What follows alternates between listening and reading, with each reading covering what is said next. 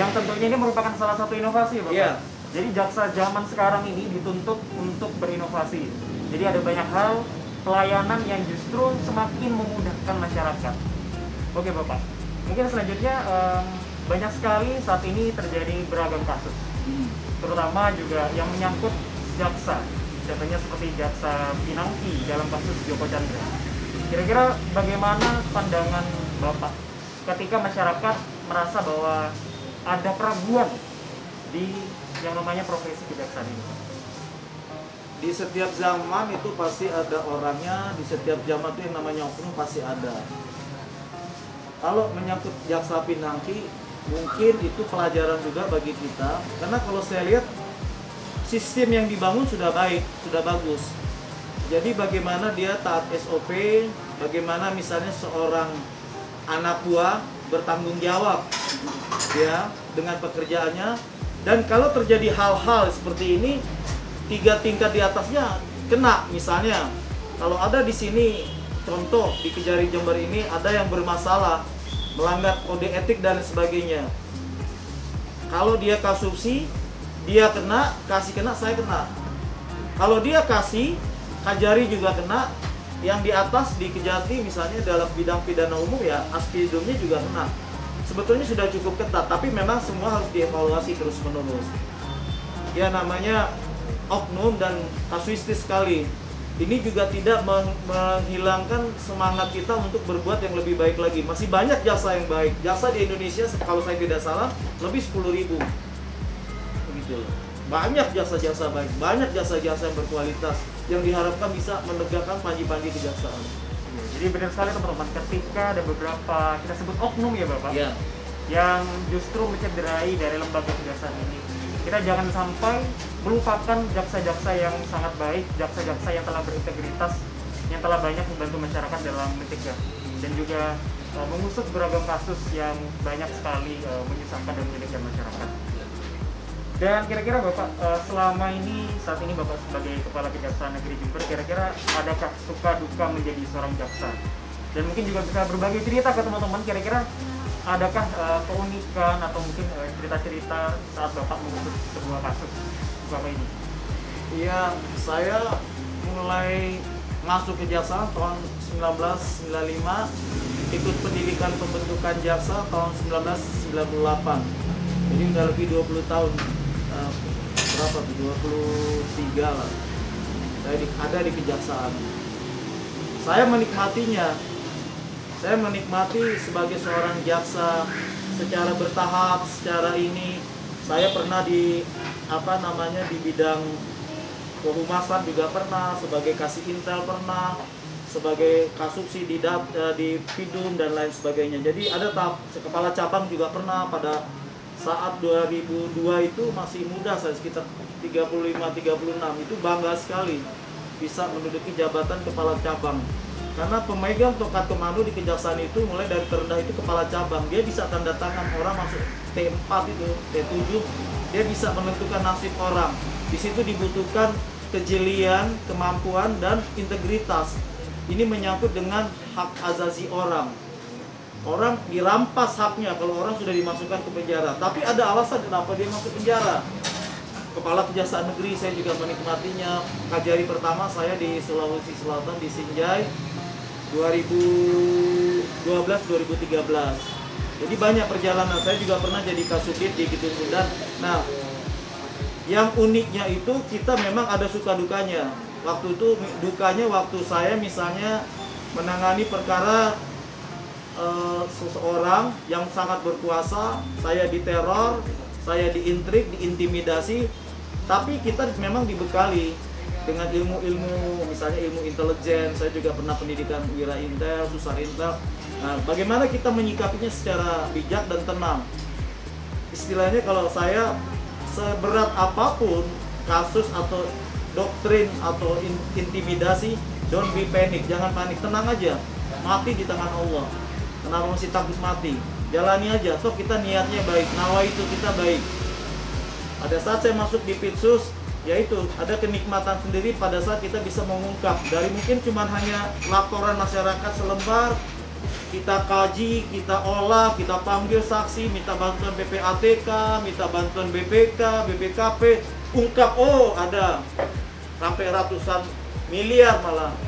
Itu suatu kepuasan tersendiri. Nah itulah pada saat kita bisa mengungkap kasus yang tadinya seperti kayak apa ya, yang puzzle itu kita bentuk, ini menjadi suatu kasus, itu kepuasannya. Jadi benar sekali ada banyak hal suka dan duka yang selama ini Bapak terima selaku. Itu baru tindak pidana khusus ya. Kalau misalnya perdata tata usaha negara, bagaimana meyakinkan orang seperti kafe ini? Saya punya konsep, gitu. Kerjasama dengan pengusaha, silakan taruh kafe di sini. Ada bayar PNBP pada negara, saya dapat fasilitas, beliau pun dapat sarana juga. Begitupun misalnya dengan yang lain, misalnya BUMN, dengan BPJS, kita terproduktif se-Jawa Timur. Tahun 2019, Kejaksaan Negeri tipe A yang lolos dari tingkat kejaksaan tinggi sampai pusat Kejaksaan Negeri Jember, alhamdulillah. Insya Allah pun di tahun 2020 ini satu-satunya Kejaksaan Negeri tipe A dari Jawa Timur yang sampai saat ini bisa masuk ke tingkat nasional, Kejaksaan Negeri Jember. Kenapa? Karena dukungan semua pihak. Misalnya kalau kita bekerja sama MOU dengan PLN, banyak hal kita juga ingin membesarkan, itu kan badan usaha milik negara. Terobosan-terobosan apa? Seperti halnya dengan Bulog. Ini nanti biasanya ada Adiasa Bulog Smart Mobile. Dia juga dapat keuntungan, kita juga bisa memberikan sarana di samping memperkenalkan kegiatan jaksa dengan melalui ya itu. Kita juga ada tempat cuci tangan edukasi kerjasama dengan BRI. Kita buat cuci tangan tapi bentuknya edukasi. Jadi orang kalau mau masuk harus cuci tangan dulu, wajib pakai masker. Kita siapkan tempat cuci tangan yang representatif, nanti bisa kita lihat bersama-sama. Jadi sekarang ini bukan hanya orang yang bekerja di swasta saja yang berinovasi. Seorang pegawai jaksa di sini saya berpikir inovasi apa lagi yang bisa bahwa ini dirasakan manfaatnya oleh masyarakat. Di sebelah nanti ada namanya pos pelayanan hukum. Kita buat serepresentatif mungkin. Jadi siapapun masyarakat butuh pelayanan hukum kepada kita tempatkan di tempatnya. Kita siapkan 2 orang jaksa pengacara negara di sana. Tapi di satu sisi kita juga tetap penegakan hukum. Pidana khusus kita itu terukur. Penyelidikan berapa lama, penyidikan berapa lama, penuntutan sampai eksekusi. Kenapa? Orang kan ada kepastian hukum di situ. Coba kalau penyelidikannya berlarut-larut, kasihan, zolim kita sama orang. Kita buat SOP berdasarkan SOP yang juga ada dari kantor pusat. Kita terapkan di sini. Bagaimana kita bekerja secara profesional, kerja tuntas, kerja ikhlas, kerja cerdas. Jadi semua, kalau memang dia salah ya itu udah upaya terakhir. Tapi kita juga penegakan hukum jalan terus. Pidana umum juga seperti itu. Kalau memang tidak mungkin di restoratif, dia tidak mungkin tetap harus ke persidangan, kita adakan persidangan seperti itu. Iya, jadi sudah banyak pencapaian dari Kejaksaan Negeri Jember. Kita doakan bisa terus memiliki prestasi. Dan Bapak, di sini ada pertanyaan terakhir. Ya. Dari pandangan Bapak, makna keadilan menurut Bapak? Keadilan itu relatif. Kalau keadilan yang hakiki itu milik Allah Subhanahu wa taala. Keadilan itu bagaimana kita menempatkan sesuatu pada tempatnya. Adil menurut si A belum tentu adil menurut si B. Jadi untuk betul-betul adil agak klise, tapi kita berusaha. Makanya pimpinan kita tertinggi Pak Jaksa Agung dan Pak Wakil Jaksa Agung itu meminta kita dengan hati nurani, berkeadilan dengan hati nurani. Bagaimana penegakan hukum melalui hati nurani, gitu loh. Jadi hati nurani kita. Makanya pada saat kalau seorang jaksa yang sidang di persidangan ingin menuntut seseorang, dia harus berdiskusi dulu. Biasanya Pak jaksanya, Ibu jaksa datang ke saya untuk perkara-perkara yang agak sensitif atau apa, kita bertiga. Kalau perlu kita ada namanya dinamika kelompok.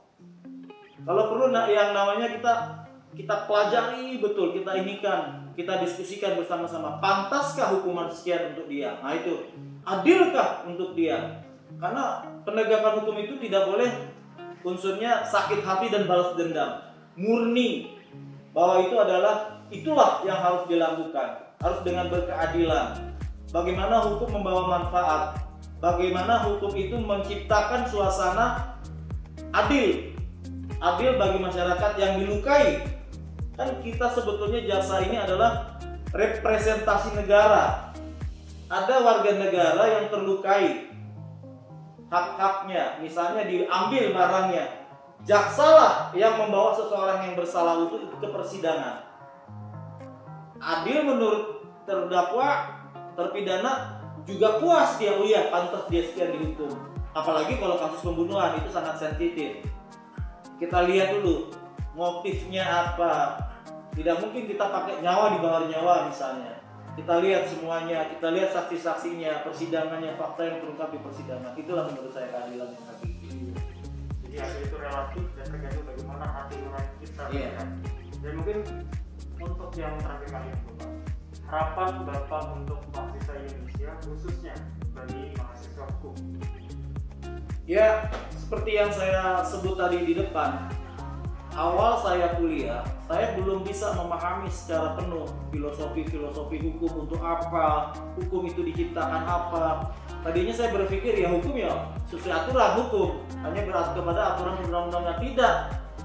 Berkembang dia mazhab-mazhab, misalnya Profesor Mukhtar Kusumaatmaja memperkenalkan hukum dan pembangunan, bagaimana hukum membawa manfaat bagi pembangunan. Begitupun ada nanti mazhab selanjutnya hukum progresif, Cipto Raharjo. Bagaimana hukum itu ada manfaatnya, bukan hukum untuk yang di awal-awal, tapi membumi. Hukum itu untuk mensejahterakan, hukum itu untuk membangun, hukum itu untuk memulihkan yang sudah luka.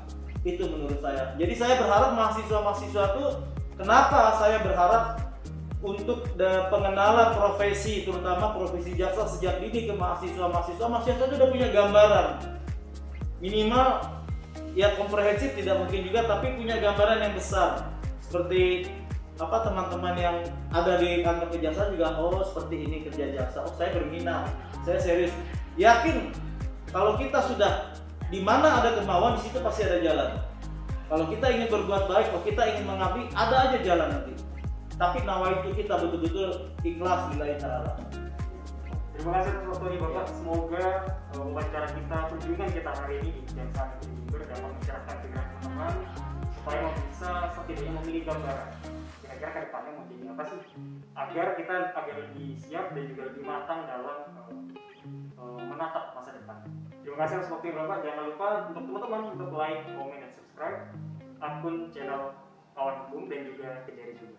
Terima kasih dan sampai jumpa. Selamat pagi.